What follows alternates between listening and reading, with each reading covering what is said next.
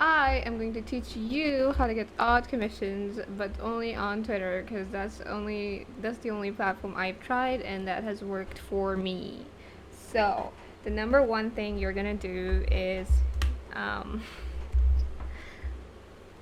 not take anything I say too seriously, because I'm a 22-year-old idiot, literally a toddler. Number two, okay, take this one seriously. You're gonna make an art account for yourself, like I don't know, spend some time on the banner, although it doesn't really matter as long as you have examples to show for your art. You don't have to work too hard on making your account look professional, but it does help gain more followers. The aesthetics do really go a long way in catching attention and follows. So if you're also trying to build your following, I would recommend make a kind of professional looking banner and a cute profile pic, and use your art, for both of those.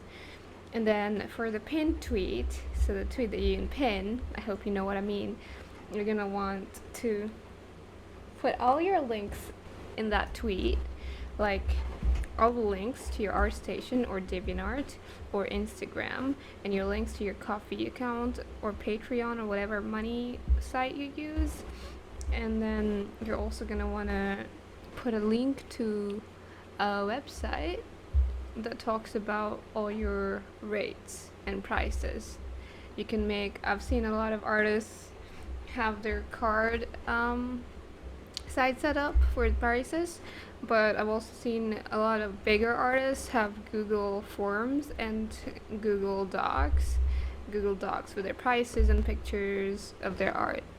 And I honestly prefer Google Docs.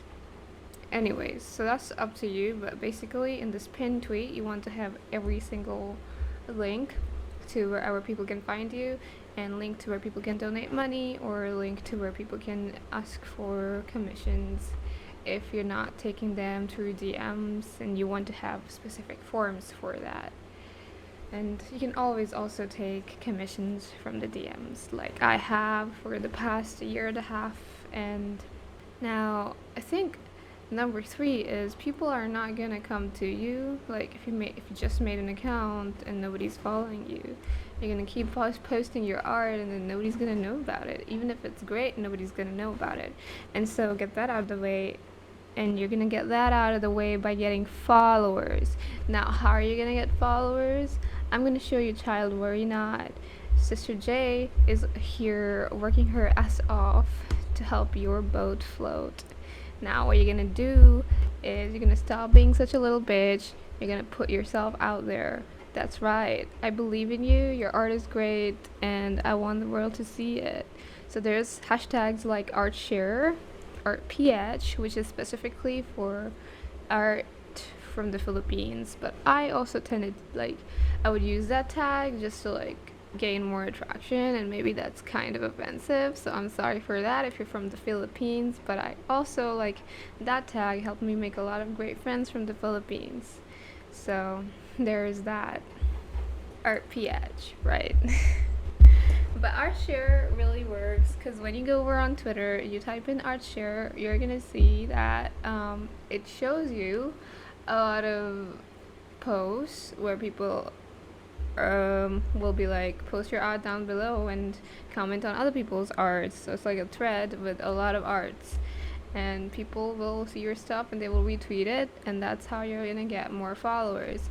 And you're gonna hate to hear this, but another very good way of gaining followers is just stab your heart and start doing fan art. Yes, that's right. I could never do that personally because I'm someone that's very I'm driven by passion. So if I'm not passionate about something, I find it really hard to, you know, my work doesn't look all that good. But I'm pretty sure a lot of people don't suffer from the stupid syndrome. So what you can do is do a lot of fan art, do characters that are trending. I don't know, man. Oh, you can always draw Cope's husband, people that are just always trending. Or you can draw some cartoons. I don't know, people from Gravity Falls. Although I think that's died down a little bit. But I'm 22. I don't know what's trending anymore. These bones are crackling, bro. So what you want to do is make some fan art, because that will get you a lot of attraction and get you more followers. And I would also recommend keeping your follow to like followers ratio. Like it should be a good number. Don't be following 2,000 accounts and have 1,000 followers. Don't just follow people for a follow back. And that's just what I personally believe. Like, believe in yourself. You know, you're there to share your art. You don't have to like follow others so that they follow you. Only follow people when you actually like their art. And I think that's, it's, I just think that's a good way of working, but also other people may have different opinions, and that's cool.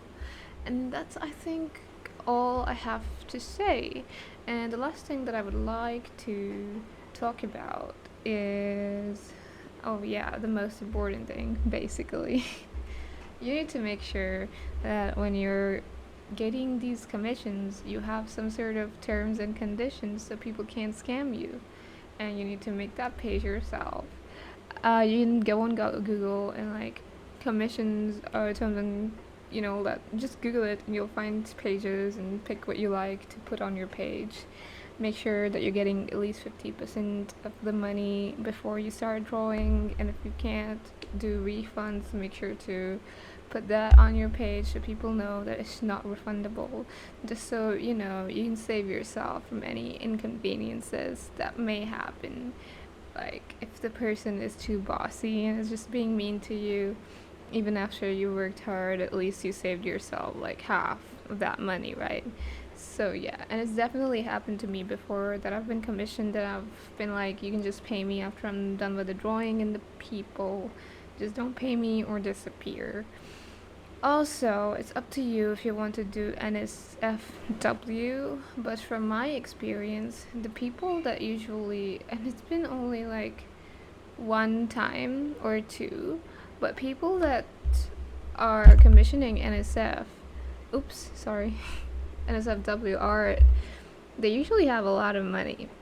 I don't know why, or maybe they just have a lot to blow on art, and with that comes a lot of bossiness, and I just don't like how I've been treated in the past when it's come to, and I haven't even finished an NSF drawing ever, because it just gave me so much anxiety trying to finish it, and they would just boss me around like, oh, the boobs aren't big enough. Oh yeah, well sure, dude, that's like the max you can go on boobs. Her back's gonna break. But people are not gonna understand that.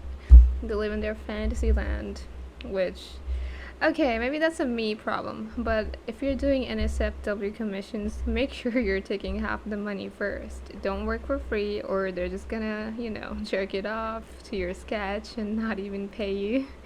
That wouldn't be good. And that's happened to me, so like, be careful. That's all. And don't even do NSF drawings if you're just doing that for commissions. It might just not be a good idea. Yeah, that is all.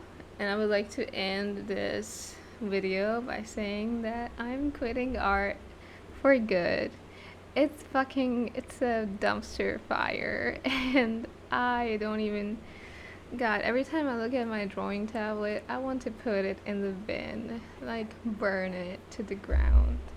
It's just not been a very good experience. I've burnt myself out just to please other people with art and with other things as well in life, and I want to take a break, but I'm not gonna act like it was all bad, because I made some money.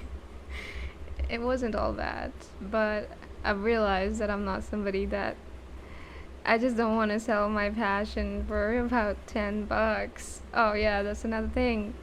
Price yourself in like a healthy way. You're not gonna be drawing 3 hours to get $10. Okay? Your eyes are not, they're not free real estate, man. Just be careful with that.